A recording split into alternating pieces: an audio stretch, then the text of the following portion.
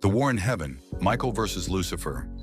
Part 1, the splendor of heaven and the rise of pride. Before the creation of man, before the first breath of life filled the earth, there was only the vast eternity of heaven. It was a realm of unimaginable beauty, where rivers of light flowed like crystal seas, and choirs of angels filled the endless skies with songs of praise. Every angel had a purpose. Every voice joined in harmony, and there was no shadow, no sin, and no sorrow, only the radiant presence of the Almighty. Among the hosts of heaven, some angels carried messages to distant realms. Some guarded the throne, and some were leaders of entire legions.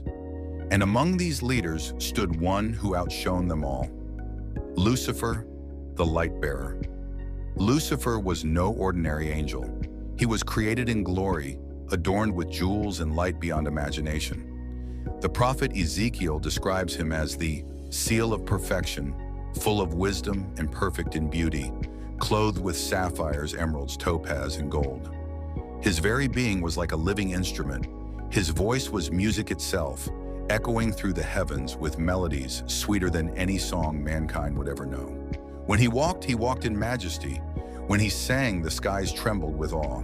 He was the anointed cherub, chosen to stand in the very presence of God, a guardian of holiness, a symbol of radiant splendor. Angels admired him, and his presence commanded respect. But the beauty that should have led to humility instead planted the seed of pride. Within Lucifer's heart, admiration of his own reflection began to overshadow his devotion to the Creator. Slowly, silently, pride crept in like a shadow over light. He began to ask himself questions that no angel should dare to ask. Why must I bow? Why must I serve? Am I not glorious? Am I not radiant? Am I not equal? His thoughts grew darker, his desires more dangerous. He longed not to serve beneath God's throne, but to sit upon it. The prophet Isaiah records the voice of his rebellion. You said in your heart, I will ascend into heaven. I will exalt my throne above the stars of God.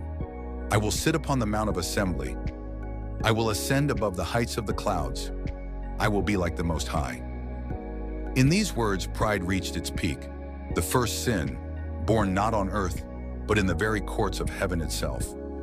The perfect harmony of eternity had been pierced by the arrogance of one being. Yet pride never remains alone. It seeks followers, it spreads its poison.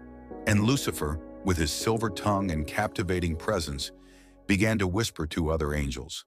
His words were smooth as honey, persuasive and dangerous. Why should we bow forever?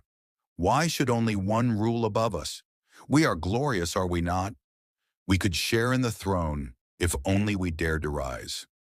Some angels recoiled in horror, horrified at such treason. They reminded him that all glory came from the Almighty alone. But others, many others, listened. His promises of freedom, of power, of equality sounded sweet. One by one, he persuaded them to join his cause. What he promised them was a kingdom without God. What he truly offered was only rebellion and ruin. The book of Revelation tells us his tail drew a third of the stars of heaven and cast them to the earth.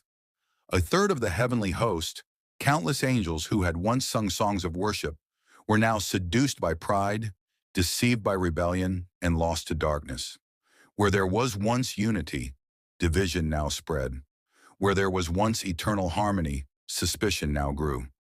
The heavens trembled as angels prepared for war. Lucifer was no longer the light-bearer. He had become Satan, the adversary, the enemy, the father of lies. But the Almighty would not remain silent. From among the faithful rose one who would not bow to pride, one whose strength was not in beauty or self-glory, but in obedience and humility. His name was Michael, whose very title means, "Who is like God?" He would become the captain of heaven's armies, the defender of God's throne, and the one who would rise against Lucifer's rebellion.